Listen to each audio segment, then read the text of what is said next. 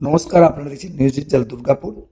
দুর্গাপুরে নিজেদের বোর্ডিং স্কুলে এবং তার সাথে সাথে চিলড্রেন একাডেমি অফ কালচার তাদের যৌথ উদ্যোগে শুরু হচ্ছে রবীন্দ্র চেতনা দিনের রাতে রবীন্দ্র। শুনুন এই প্রসঙ্গে দিনের রাতে রবীন্দ্রনাথ প্রাক্তন সাংসদ শীর্ষক জীবন রায়ের অনুষ্ঠান আপনাদের এখানে নিজের বোর্ডিং স্কুল এবং তার সাথে যৌথভাবে চিলড্রেন একাডেমি অফ কালচার। কি বলবেন, কি এই বিষয়ে যে একটু আলোকপাত করেন? যে প্রোগ্রামটা হচ্ছে ডাক দেওয়া হয়েছে, একটা আশাতীত সারা জেগেছে। কার্যত এই যে একটা পুরো দুর্গাপুরকে নিয়ে রবীন্দ্রনাথকে সামনে রেখে যে দাবিটা তোলা হয়েছে, যে দলাদলি ভাগাভাগি ঝগড়া যাই থাকুক না কেন, বিদ্যার প্রশ্নে এবং সংস্কৃতির প্রশ্নে আমাদের সমাজটা এক হোক, সবাই এক হোক। এর যে সারা এত ব্যাপক হবে এটা কল্পনাও আমরা করিনি।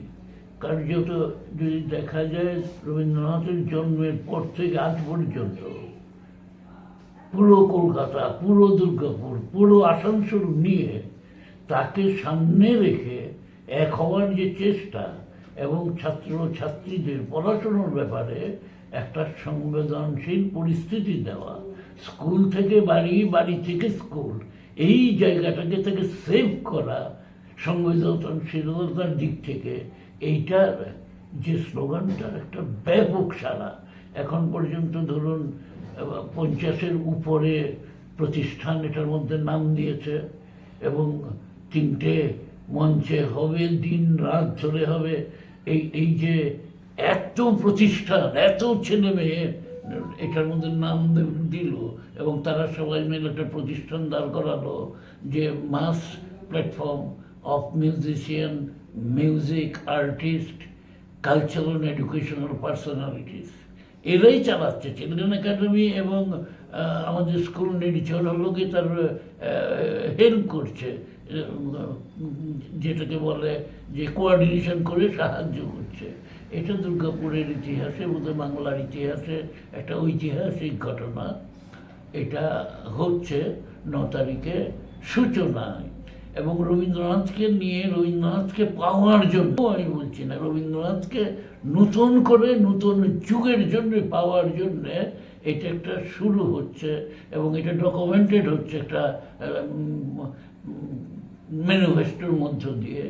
এটা 9 তারিখ থেকে 25শে জন্ম থেকে মৃত্যুর দিন 22শে শ্রাবণ পর্যন্ত চলবে, যেটাকে বলছি রবীন্দ্রনাথ অনন্ত এই মাস প্ল্যাটফর্ম, যেটা নাম দিয়েছে। এটা এই পুরো পিরিয়ডটারই যেটা ফোকাস হবে, এই 4 মাস ধরে আলোচনা, গান, সঙ্গীত, গীতি, আলেখ্যর যে ফোকাসটা হবে সেটা ডকুমেন্টেড করা হয়েছে।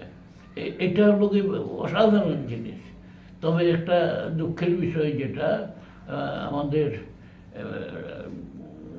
একটা কারণে হলো গিয়ে হাতের বাইরে, যেটা কারণে আমরা জায়গাটা শিফট করেছি। চিলড্রেন একাডেমি ক্যাম্পাসে হবে, সেই 3টে প্ল্যাটফর্মেই হবে, সারাদিনে হবে, দরকার লাগলে 2-3 সেকেন্ডেতেও কন্টিনিউ করতে পারে। এটা করা হয়েছে, সেটা বুঝতেই পারছেন। গানটা ঠিক উদ্বেগ রেখে গানটা হয় না, সঙ্গীতটা হয় না, কাজে উদ্বেগের বাইরে নিশ্চিন্ত করার জন্য সেটা হচ্ছে। আপনাদের মাধ্যমে দুর্গাপুর, বাঁকুড়া, আসানসোল এই অঞ্চলে, বর্ধমান এই অঞ্চলে যাদের এটার মধ্যে আসার কথা, তাদের জানিয়ে দিতে চাই, তার প্রেসটা যেন চিলড্রেন একাডেমি ক্যাম্পাস ধরে নিয়ে আসেন। যেরকম শুরু হওয়ার কথা ছিল, 6:30টার সময় শুরু হওয়ার কথা ছিল, তাই হবে, ঠিক তেমনভাবে হবে। অসাধারণ সমস্ত কর্মসূচি এর মধ্যে নেওয়া হয়েছে। প্রায় 50টা-52টা টিম অংশ নেবে। বাঁকুড়া থেকে একটা আসছে টিম, অর্কেস্ট্রা নেচে রবীন্দ্রনাথের উপরে ব্যান্ড পার্টি এটা করবে এরা। অনুরূপভাবে অনেক কর্মসূচি হবে এবং আমাদের পার্থ ঘোষ, তিনি গানের কিন্তু বেসিক্যালি তিনি সায়েন্সের ব্যক্তিত্ব আছেন, তিনি বলবেন রবীন্দ্রসঙ্গীতে স্বরলিপির প্রয়োজনীয়তা এবং সীমাবদ্ধতার উপরে। পাওয়ার পয়েন্টে বলবেন। এবং তিনি তো সবাই জানেন বিশ্ববিখ্যাত ব্যক্তি, আমরা তাকে একটু সম্বর্ধনাও দেব। আর শুরুটা যেটা হবে 100-150 সঙ্গীতের লোক গান গাইবে, সংকটের বিহ্বলতা, এই গানটা গাইবে, তার সঙ্গে নাচবে, এটা দিয়ে শুরু হবে। এবং শুরুটাও কাঁপিয়ে হবে। এবং যেটা প্রভাত ফেরি মূল কথা হচ্ছে আপনাদের যে স্থানে করার কথা ছিল সৃজনী বা এই তথ্য, কিন্তু সেটা বলতে হলে এই চিলড্রেন একাডেমি চত্বরেই করা হবে। বদল করা হচ্ছে, অন্য কোনো কারণ নেই। হ্যাঁ। That was the best place, এখনো মনে করি। কিন্তু উদ্বেগ নিয়ে এটা হয় না, কাজে একটা উদ্বেগের কারণ দেখা দিয়েছে নানা কারণে। আচ্ছা। এটার বেশি কথা বলার প্রয়োজন না। নেই, সেটা এটা নেই। ঠিক আছে, ধন্যবাদ। Thank you. বন্ধ করো। দুর্গাপুর সংলগ্ন অঞ্চলের মানুষরা নিজে থেকে এটাতে যোগ দিচ্ছে। প্রায় 55টা 60টার উপর টিম আমাদের সঙ্গে রয়েছে।